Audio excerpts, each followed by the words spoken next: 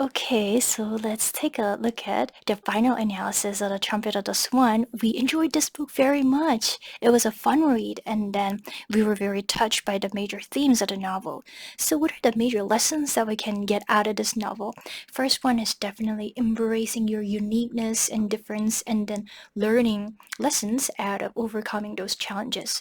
So, Louis the Swan is born with a disability, not being able to speak at all. He's born mute, and then this is critical because a trumpeter swan is known for its magnificent trumpet-like sound, and then not being able to speak, make any sound, is such a huge barrier in his future. It means that he cannot communicate with other swans, and he cannot attract any possible mates. So Louis the Swan, he feels very depressed and left out in the beginning, but then he doesn't stay at that stage. But then instead of giving up, he decides to find creative solutions to solve his problems.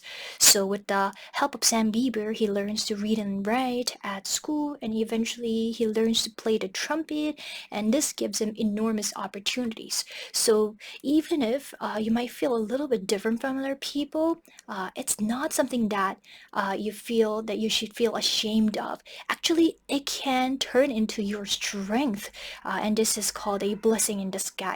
So Louis shows us that there are many ways to succeed, even if we have some differences, and then if we can turn it over into strength, we can be even more creative, even more stronger. And then the second lesson is about responsibility, integrity. Integrity means honesty.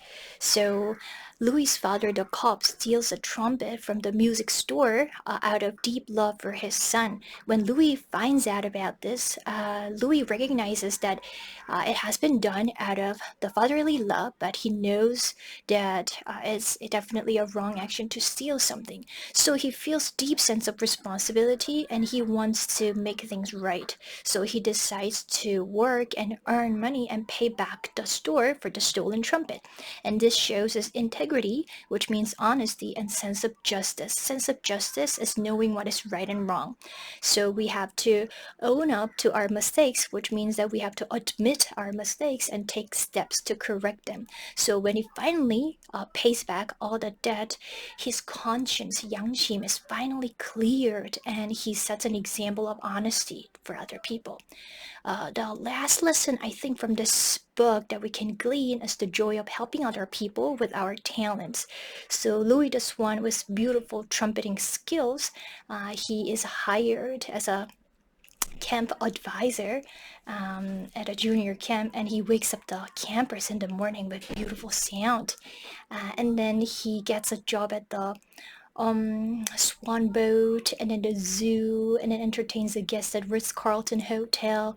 And then he just doesn't do it for money. He earnestly and genuinely cares about how his music can touch other people. He spends extra time composing music, so he puts his heart into it. So we can say that our talents, if we can use it well, it can touch the lives of many people and uplift their hearts. So this shows that our talents can be used not for just ourselves, but it can be used in a way that can benefit other people, and in a fair and considerate way to other people. So think about what kind of talents you have, and then if you can make a positive impact with that kind of talents, then you can find your lives very much fulfilling and rewarding.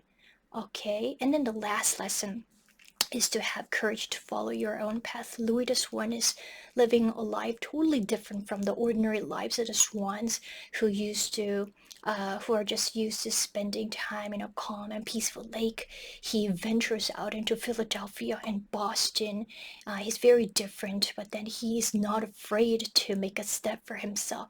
So it tells us that it's okay to be different and chase after our dreams. So we gotta be brave and explore new opportunities. And even if we stand out and be different from the crowd, it's not our fault, but it gives us opportunities. Okay, thank you for listening.